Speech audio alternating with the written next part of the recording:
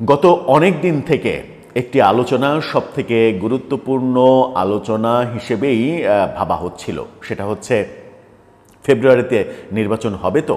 আদৌ ফেব্রুয়ারিতে নির্বাচন হওয়ার মতো বাস্তবতা আছে কি? এরকম প্রশ্নের সমাধান পাওয়া যাচ্ছিল না, কিন্তু অনিশ্চয়তা যে ছিল সেটা আমরা সবাই জানি। সেই অনিশ্চয়তা যে সত্যিই ছিল এবং সেই অনিশ্চয়তা যে এখনও আছে, ফেব্রুয়ারিতে নির্বাচন যে না হওয়ার সম্ভাবনাই প্রকট, সেটা এবার জামাতের নায়েবে আমির ডাক্তার আব্দুল্লাহ তাহেরের মন্তব্যে একেবারে পরিষ্কার হয়ে গেল। গতকালকে ঐকমত্য কমিশন জুলাই সনদ বাস্তবায়নের যে সুপারিশ সরকারকে প্রস্তাব করেছে, সেই প্রস্তাবই নতুন করে হাস্যকর পরিস্থিতির জন্ম দিয়েছে এবং সংবিধান লঙ্ঘন সহ ঐকমত্য কমিশনের পুরো আলোচনাটা যে ছিল একটা নাটক, এই আলোচনার যে কোনো মূল্য ছিল না। সরকার যে প্রস্তাব করেছিল ৮৪টা প্রস্তাব, সেই প্রস্তাবেই যে সরকার অটুট আছে, দলগুলোর আলোচনা মতামত যে সরকারের কাছে এক পয়সার কোনো মূল্য নেই, সেটা প্রফেসর আলী রিয়াজ গতকালকে বুঝিয়ে দিয়েছেন। বিএনপি বেজায় খেপেছে এবং বিএনপি যদি খেপে যায়, সত্যি সত্যি এটা মাঠের আন্দোলনে চলে যেতে পারে এবং সরকারের এই ধরনের সরকারের ঐকমত্য কমিশনের এই ধরনের প্রস্তাব বলে দেয় যে এটা নির্বাচন অনিশ্চিত করার একটা সুদূর প্রসারী পরিকল্পনা কিনা। জামাতের নায়েবে আমির আজকে যে মন্তব্য করেছেন, সেই মন্তব্যে মোটামুটি পরিষ্কার হওয়া যায় যে ফেব্রুয়ারিতে নির্বাচন হওয়ার ক্ষেত্রে এখন সন্দেহটা শতভাগ হয়ে যেতে পারে। কি বললেন তিনি? কিভাবে আমরা মনে করছি যে ফেব্রুয়ারিতে নির্বাচন নাও হতে পারে, কিংবা আরও পরিষ্কার করে বললে ফেব্রুয়ারিতে নির্বাচন আদৌ হবে না, একটু বোঝার চেষ্টা করবো এই ভিডিওতে। থাকবেন পলিটিক্স টিভির নিয়মিত আয়োজনে।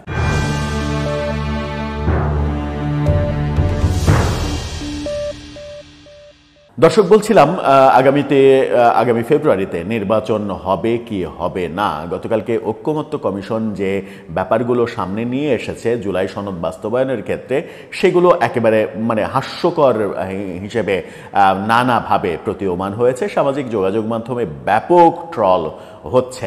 ব্যাপক ট্রল যখন হচ্ছে, সেগুলো নিয়ে একটু আলোচনা করব তো বটেই। তার আগে জামাতের নায়েবে আমির ডাক্তার আব্দুল্লাহ তাহের তিনি কি বললেন, যেখানে মনে হতে পারে যে ফেব্রুয়ারিতে নির্বাচন হচ্ছে না। তিনি বললেন, কালের কণ্ঠ তাকে নিয়ে শিরোনাম করেছে, বলেছেন নির্বাচন নাও হতে পারে, সবার আগে জুলাই সনদ হতে হবে। অর্থাৎ নির্বাচন হওয়া এটা কোনো ব্যাপার না, জুলাই সনদ বাস্তবায়ন হতে হবে। জুলাই সনদ বাস্তবায়ন হতে হবে কেন? এটা একটা বড় বিষয়। নির্বাচনটা সাবসিডিয়ারি বিষয় হয়ে গেল কেন? কেন নির্বাচনটা কম্পালসারি ব্যাপার থাকলো না? কেন কম্পালসারি ব্যাপারটা জুলাই সনদ হয়ে গেল? সেটা বিভিন্ন প্রেক্ষাপট আলোচনা করলেই বোঝা যায়। জুলাই সনদের অন্যতম ব্যাপার হচ্ছে ইনডেমনিটি, অর্থাৎ আন্দোলনের সময় দুই পক্ষের মানুষই মারা গেছে, পুলিশ এবং আওয়ামী লীগের পক্ষের মানুষ যে মারা গেছে এবং বিভিন্ন সরকারি প্রতিষ্ঠানে স্থাপনায় যে হামলার ঘটনা ঘটেছে, কোনো একটা আন্দোলনে যে ঘটনাটা ঘটে, এবং এই সরকারের যাবতীয় কার্যপ্রণালী, সেই সব ব্যাপারগুলোকে এক ধরনের বৈধতা দিতে হবে এবং ওই সংঘর্ষে যে মৃত্যুর ঘটনাগুলো ঘটেছে এক পক্ষের, সেই ব্যাপারে কোনো ধরনের আদালতে যাওয়া যাবে না, মামলা করা যাবে না, ইনডেমনিটি দেয়া হবে। জুলাই সনদের অন্যতম একটা বড় ইস্যু হচ্ছে এটা প্রতিষ্ঠিত করার জন্যই কি তাহলে দু একটা পক্ষ উঠে পড়ে লেগেছে?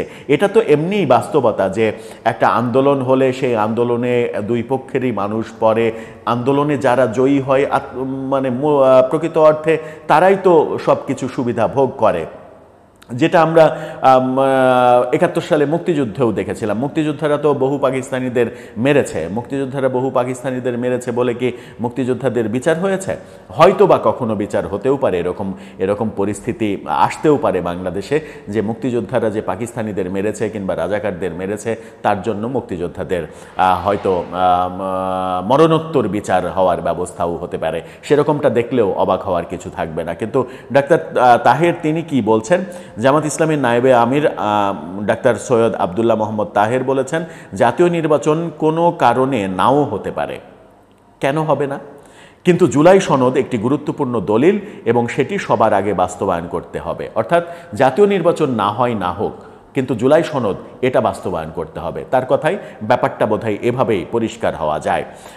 রাজধানীর মগবাজারে তিনি এই কথা বলেছেন জুলাই সনদ বাস্তবায়নের বিষয়ে জামাত, এনসিপি সহ বিভিন্ন দল বলেছে একটি আদেশের মাধ্যমে গণভোট আয়োজন করা দরকার।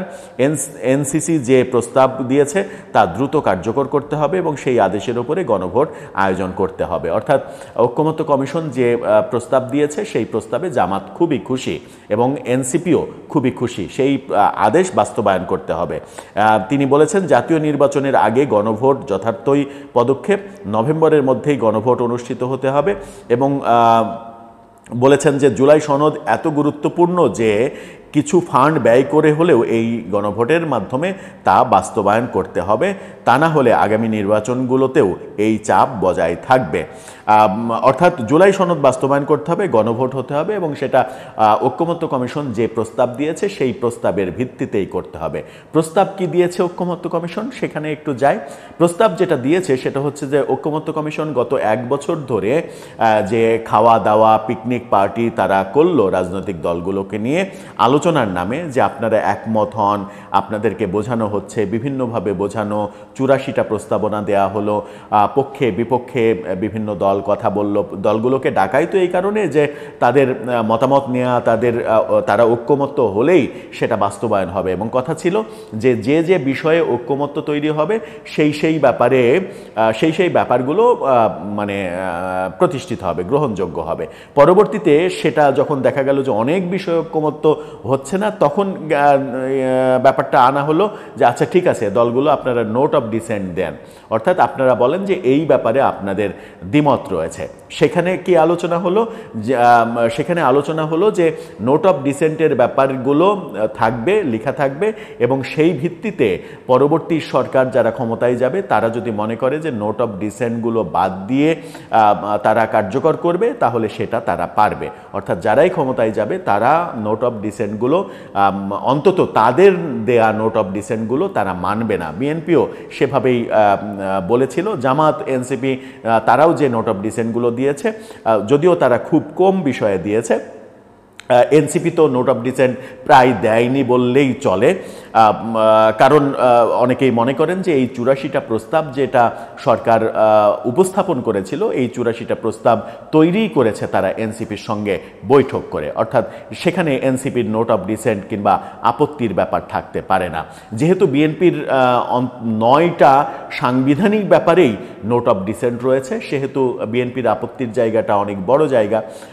তো সেই নোট অফ ডিসেন্ট এখন সরকারের কাছে যে প্রস্তাবনা দেয়া হয়েছে, সরকারের কাছে দেয়া হয়েছে বলতে এগুলো আবার ব্যাপারটা হচ্ছে যে গোজামিল দেয়া কথা হবে, আদতে তো সরকারই করছে সব, কারণ এই ঐক্যমত্য কমিশনের চেয়ারম্যান, প্রধান উপদেষ্টা স্বয়ং নিজেই, সেখানে আবার সরকারের কাছে প্রস্তাবনা দেওয়ার কিছু নেই, সরকারের কাছে প্রস্তাবনা দিচ্ছে।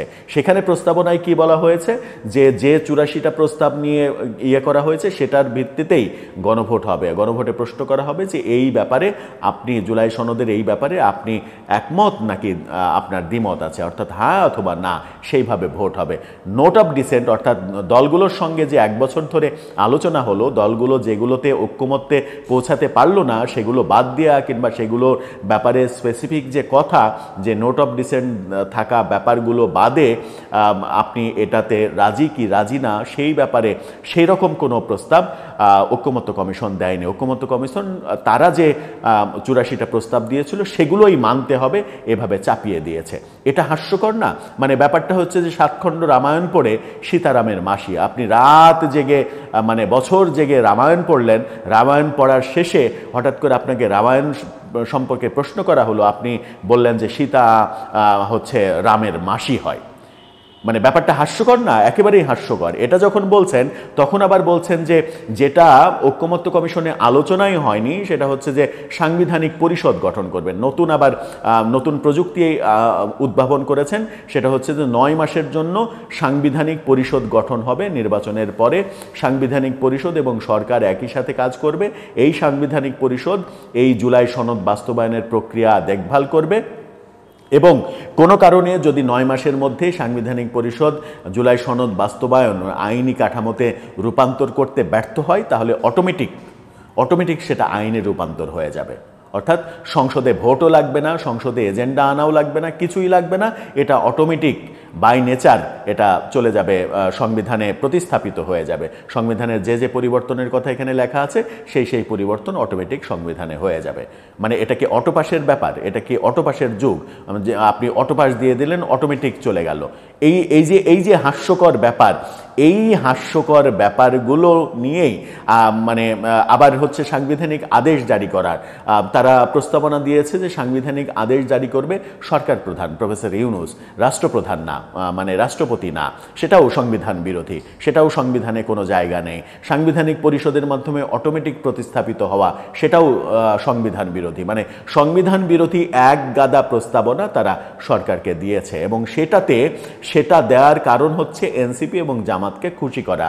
জামাতের নায়েবে আমিরের কথাতে স্পষ্ট হয়েছে তারা বেজায় খুশি। তারা বলেছে যে প্রস্তাবনা দেওয়া হয়েছে সেই প্রস্তাবনা অনুসারে গণভোট হোক, নভেম্বরে গণভোট হোক। কিন্তু বিএনপি কি সেটা মানবে? বিএনপি নিশ্চিত করেই মানবে না। যদি না মানে, তাহলে বিএনপি যদি মাঠের আন্দোলনে যায় তাহলে কি অবস্থা হবে?